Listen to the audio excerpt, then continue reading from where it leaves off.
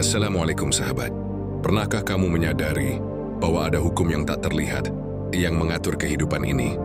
Sebuah ketetapan yang tidak bisa dilawan oleh siapapun. Entah dia sadar atau tidak, seseorang yang menanam kebaikan akan menuai ketenangan.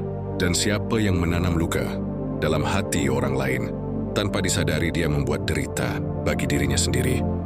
Hukum ini tak kenal pengecualian, tak peduli seberapa tinggi status dan kuat pengaruhnya, atau seberapa lihai dia menyembunyikan perbuatannya, balasan itu pasti akan tiba pada waktunya.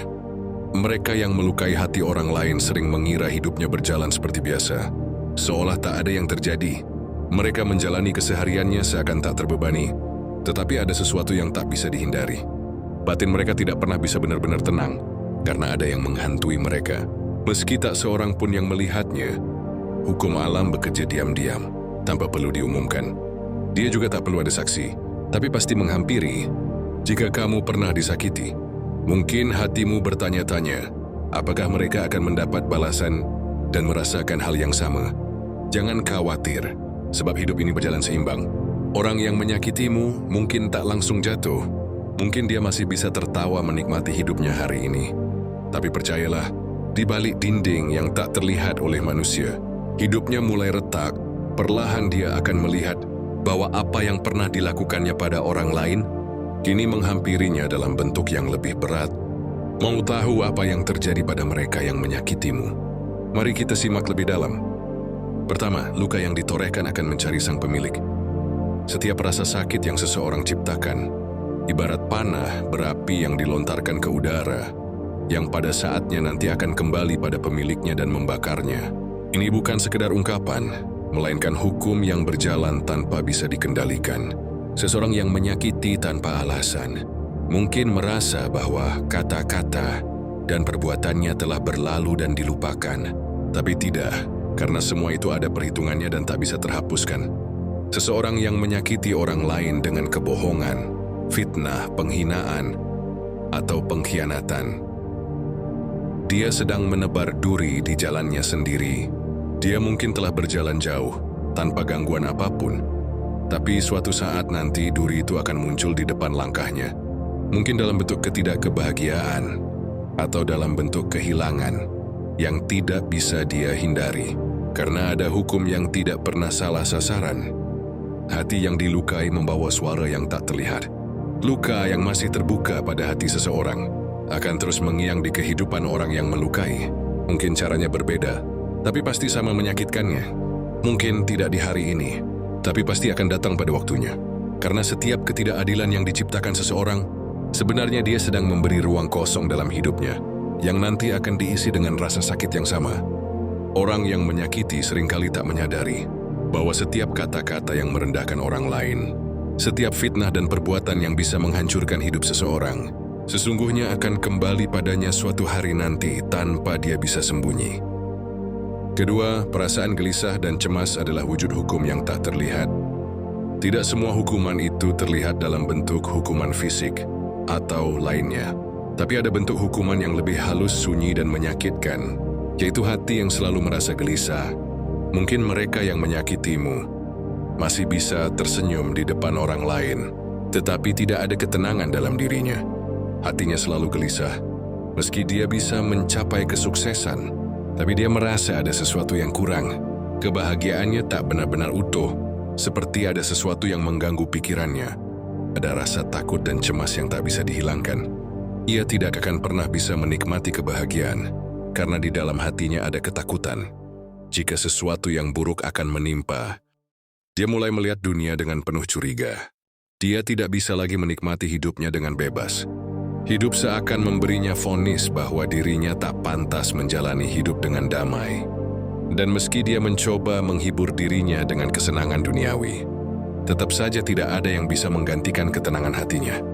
Karena ketenangan hanya diberikan pada mereka yang hidup dengan kebaikan.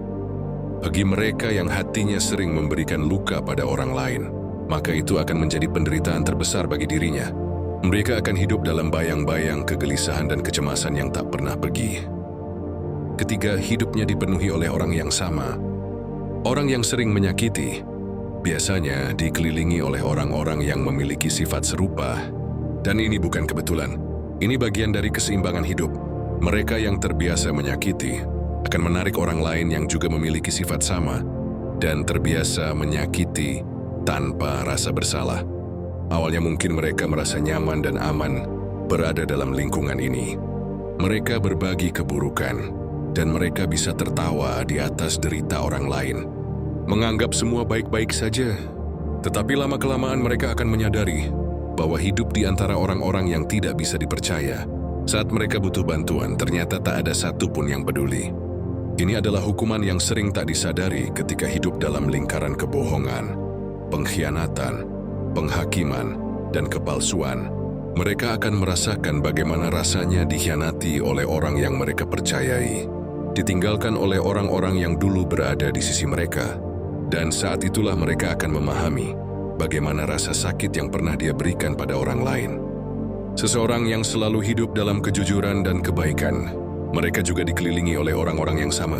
Begitu juga sebaliknya, orang-orang yang suka menyakiti akan dikelilingi oleh mereka yang suatu hari nanti akan menyakitinya dengan cara yang lebih dalam.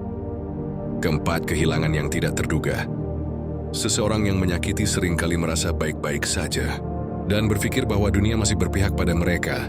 Namun hidup berjalan dalam keseimbangan, bahwa apa yang pernah mereka lakukan pada orang lain akan kembali padanya, mungkin dalam bentuk dan cara yang berbeda, seperti kehilangan seseorang yang dia sayangi, atau karirnya mulai runtuh.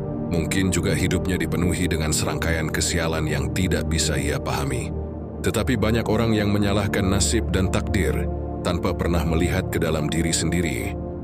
Mereka yang peka akhirnya menyadari bahwa itu akibat dari perbuatannya selama ini. Hidup ini tak pernah kejam, ia selalu adil. Apa yang kau tanam itulah yang akan kau tuai. Itu adalah bagian dari keadilan yang bekerja tanpa suara, membalas tanpa ada tangan yang menyentuh. Kejahatan tak dihukum langsung, hanya ditangguhkan. Ada orang-orang yang percaya bahwa ketika mereka tidak langsung menerima hukuman setelah menyakiti, mereka merasa telah lolos dan kejahatan kecilnya terlewatkan. Dan kesalahan yang tak terlihat manusia bisa terlupakan begitu saja. Mereka lupa bahwa hidup adalah ladang tempat semua benih ditanam, dan setiap benih akan tumbuh pada waktunya. Mereka yang menyakitimu mungkin merasa menang dan merasa tak tersentuh oleh konsekuensi. Tetapi ingat bahwa hukum kehidupan tak bekerja dalam hitungan jam ataupun hari. Ia bekerja dalam skala yang lebih luas. Ia halus dan lebih menyiksa, dan ketika waktunya tiba, dia akan menemukan dirinya di tengah badai yang dia sendiri tidak tahu dari mana datangnya. Seperti air yang mengalir ke tempat yang lebih rendah, keseimbangan akan selalu mencari jalannya sendiri. Setiap kejahatan yang tidak dihukum langsung bukan berarti terlupakan, tetapi sedang ditangguhkan dan menunggu saat yang tepat untuk kembali. Setiap hukuman datang bukan dalam bentuk yang diharapkan, melainkan dengan cara yang lebih mendalam, menyentuh hidup mereka yang paling rapuh. Karena keadilan datang tidak selalu dalam bentuk yang bisa kita lihat dengan mata. Terkadang ia datang dalam bentuk yang tersembunyi. Keenam, kebenaran selalu mencari jalan untuk terungkap. Serapat apapun seseorang berusaha menyembunyikan kebusukan, kebenaran akan menemukan jalannya. Ada hukum yang bekerja di alam semesta ini, di mana sesuatu yang busuk pada akhirnya akan tercium juga. Mereka yang menyakiti sebelumnya mungkin merasa aman dan merasa cerdik karena berpikir bisa menipu dunia. Tetapi satu hal yang pasti, kebenaran memiliki cara untuk menemukan jalannya. Rahasia busuk yang disembunyikan rapat-rapat akan terungkap. Mungkin mereka mulai melihat siapa dia sebenarnya, atau mungkin akhirnya dia sendiri tak mampu menanggung beban kebohongan yang disimpan selama ini.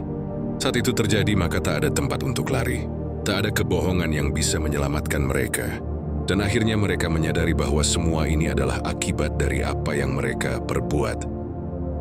Ketujuh, doamu adalah bencana yang tidak terlihat bagi yang menyakitimu.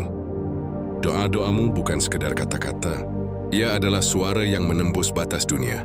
Ia naik ke langit, didengar dan diatur waktunya untuk kembali sebagai jawaban. Dan seseorang yang disakiti tanpa alasan yang benar tak pernah ditolak doanya. Setiap keluhan dan kesedihan yang kamu bisikkan tanpa suara, semuanya didengar.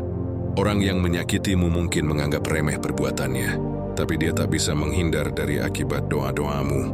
Balasan itu mungkin tidak langsung terlihat, tapi saat mereka mulai merasakan hidupnya sulit dan merasa hancur, maka saat itulah mereka mulai sadar bahwa ada sesuatu yang telah berubah. Orang yang menyakitimu telah menciptakan musuh yang tak bisa mereka lawan. Saat keadilan yang tak terlihat ini tiba, mereka memahami bahwa tak ada tempat untuk lari. Jangan sia-siakan hidupmu untuk membalasnya. Mereka telah menciptakan penderitaannya sendiri. Kamu hanya perlu untuk terus melanjutkan hidupmu dan menyerahkan semuanya kepada Tuhan, lalu saksikan bagaimana keadilan bekerja dengan caranya sendiri. Orang yang menyakiti hidupnya tidak pernah benar-benar bisa tenang. Meski dia bisa pura-pura bahagia, tapi dalam hidupnya ada sesuatu yang selalu kacau dan tidak baik-baik saja. Dan pada akhirnya kamu menyadari, mereka bukanlah orang yang menang. Mereka hanya orang-orang yang menunggu kehancurannya sendiri. Biarkan mereka pergi dan hidup yang akan membalasnya. Tuhan melihat semuanya, dan itu cukup